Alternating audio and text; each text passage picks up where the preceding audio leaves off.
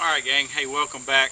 We're going to take a look at a project that I learned from another YouTube video author, and his name is Ralph Jones III. He has done quite well and has grown his apiary to well over 100 hives at this point. But back in 2012 he had I guess it was a self-designed bottom board. It did not have a landing platform, but it was pretty much this right here. This is the bottom board. You've got your 3/4 inch depth here, and then there's an opening here for the bees to come in. More or less like a migratory cover, except it's a migratory bottom. But the way you would make that is you cut out two side rails. Sorry about the jet noise in the background. I do live close to an airport. You've got the two side rails and then the two end rails. Of course, one of the end rails is going to have the opening for the bee entrance, and the side rails are going to have a dado for the end rails. And then the bottom board itself, 1/2 inch plywood,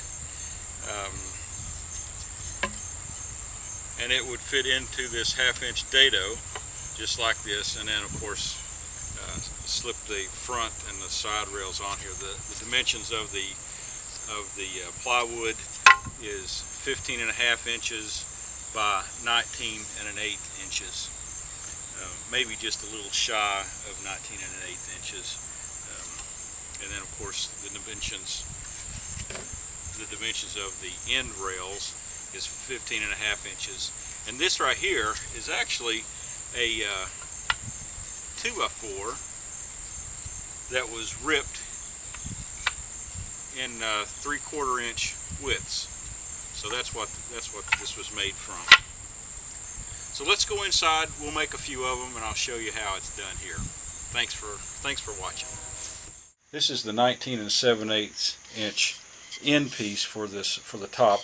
I've already cut the dado out for the end piece, which that piece is 15.25 inches long.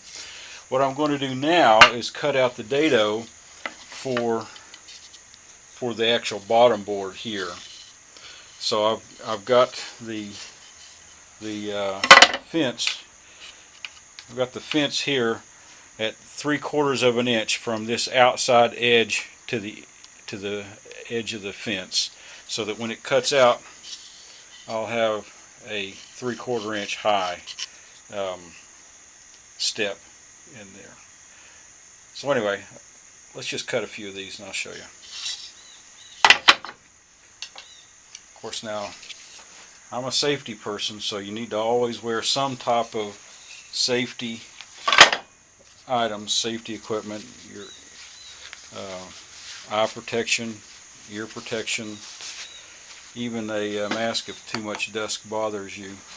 I even have gloves on. Now, I don't know that these gloves are really going to help a whole lot, but at least it may slow the blade down long enough for me to have a reaction to pull something out and not do quite as much damage.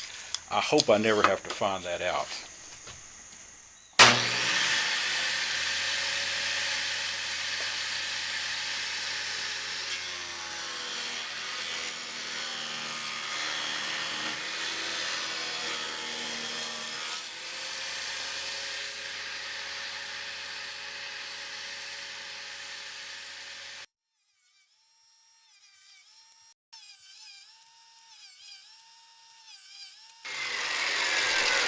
Now I'm going to cut the end piece. This piece is 15.5 inches long. With this dado here, here's one that I've already cut. You can see that it's going to go together right like that. Here we go.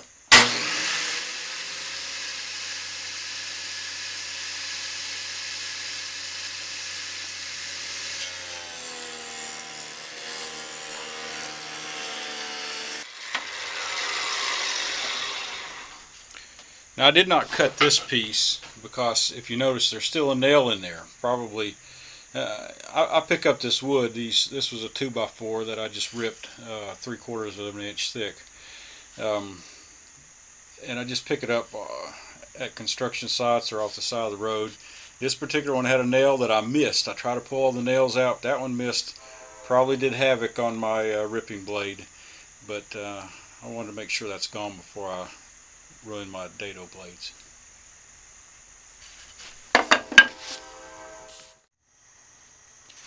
So next what we will do is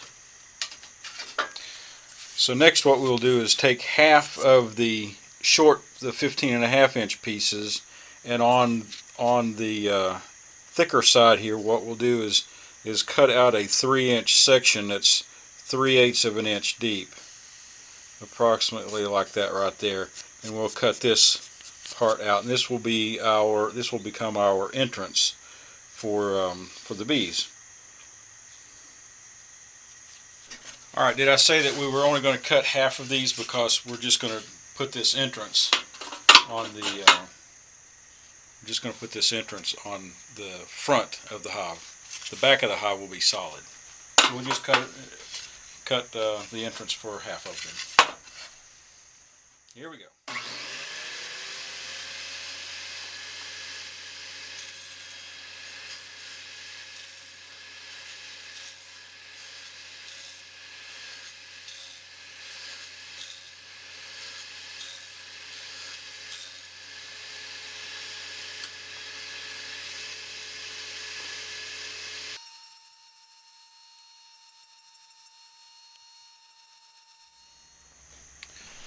Well, now what I'm going to do is change the dado blade. Not that anybody really needs to see how to do this, but quite frankly, I didn't know how to do it the very first time.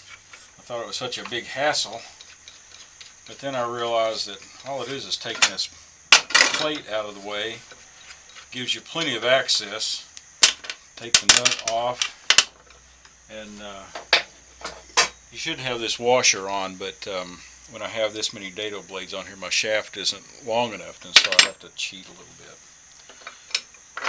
That's not within the safety protocol though. So we'll take my dado blades off, put them away in their box. Get my regular blade here, put the, what do you call that washer thing on there. Now, if you're not careful, this nut will fall into your scrap, your dust bag here, which then you have to go look for it. So I put my finger inside there, and then I put my finger on the shaft, and then start turning it with the other hand. That way I don't have to sit there and fiddle around with it and not knowing if I'm going to drop that nut or not. So,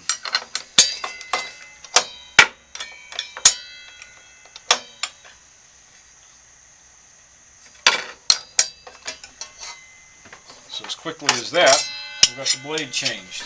So now what we're going to do is we're going to cut out the bottom for the bottom board, and that dimension is going to be 15.5 by 19 1/8. Okay, I've got the fence set up at 15.5 inches, and I'm going to rip this 1/2 inch plywood.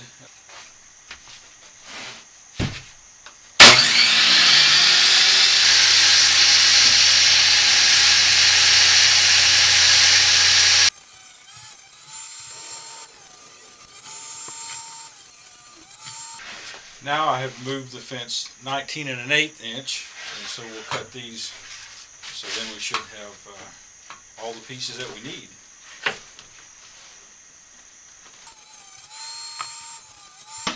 Now for a dry fit, what we'll do is just kind of set this up. There.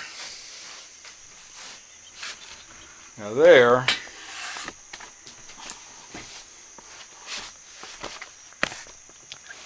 Now there is a Ralph Jones III bottom board. Kind of a migratory top bottom board. There's no landing pad on there, but there you go. Now that we've got some pieces cut out, let's go ahead and put some together.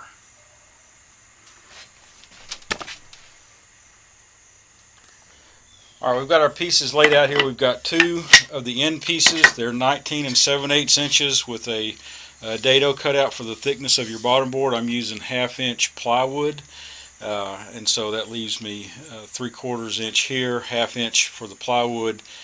We've got two of the side rails.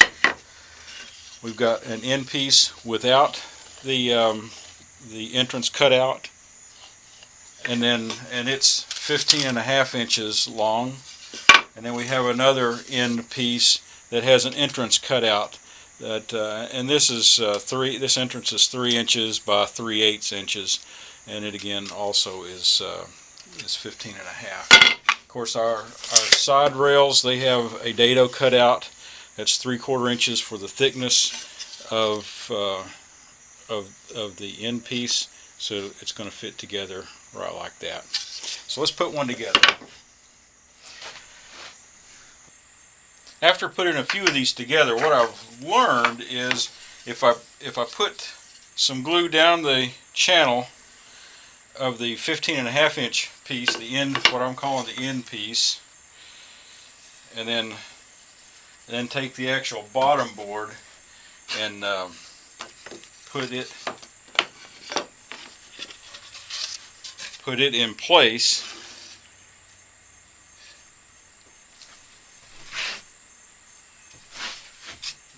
Make sure you can see that, and then kind of line up the edge.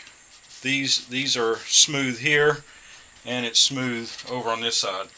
Then I just take the one without the entrance opening, put it on the other side, and if your plywood happens to have been warped just a little bit, curved just a little bit, this right here straightens it out, and then when we put the side rails on it, straightens it out even more. So now we've got the end pieces on. I'm going to put some glue in the groove, the dado groove for the bottom board on here, and then that's dado. So that piece is on. Once I get all 5 pieces together, then we'll throw a couple of staples in it and hold it in place. And then I will put a couple of staples in it. These are 1¼ inch staples with a 1/4 inch crown, just like that.